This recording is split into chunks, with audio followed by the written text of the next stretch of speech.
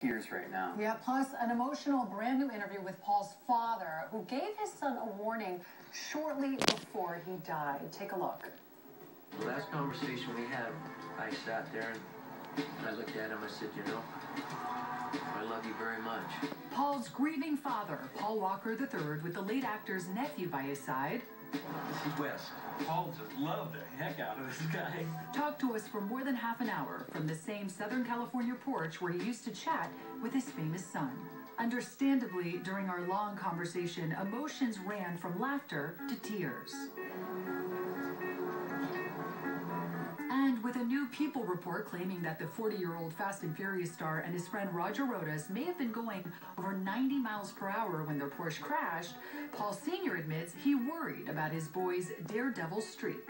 He had an adventuresome spirit. Los Angeles County Sheriff's Detective Jeff Mag tells E! News it's impossible to know exactly how fast the Porsche was going until he inspects the scene. But the car was doing well over the posted 45-mile-per-hour speed limit. I said, promise me no more daredevil stuff. I looked at him, I said, will you promise me that?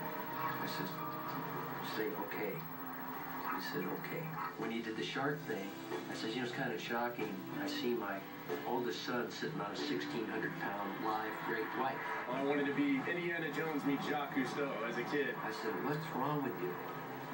He looked at me and says, Dad, you think I could resist doing something like that?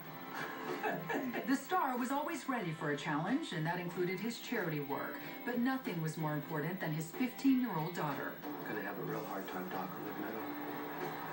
Every day it's going to be a tough deal. The paparazzi spotted Paul's last known girlfriend, Jasmine Pilchard Gosnell, crying outside his Santa Barbara home. Paul lived there because he was never fully comfortable being in the Hollywood spotlight. It was embarrassing to him. I thought last night Paul would be so embarrassed of this, and I just looked up at the sky and I said, well, tough luck, pal. Paul's co-stars attended the vigil and memorial. One of the most wonderful people on the planet. Thank you for coming down here. I understand Ben had a very hard time coming into the house to get his composure. When he came in, he just did that Ben Diesel, tilted his head and just looked at me. Tyree stayed there for a long time, and he led us in the most wonderful prayer you'd ever heard. Thank you very much for what you did. Michelle Rodriguez. I said, thanks for coming, and she said, blip. Why wouldn't I come? We're all family. Universal Pictures tells E! News they're concentrating on supporting Paul's family, and production on Fast and Furious 7 has been shut down for now. We've learned the film is about 60% complete, and one insurance expert is quoted in the Hollywood Reporter's cover story saying there are now two choices to make: to complete the movie or abandon the project and start over. Oh my God! First of all, what a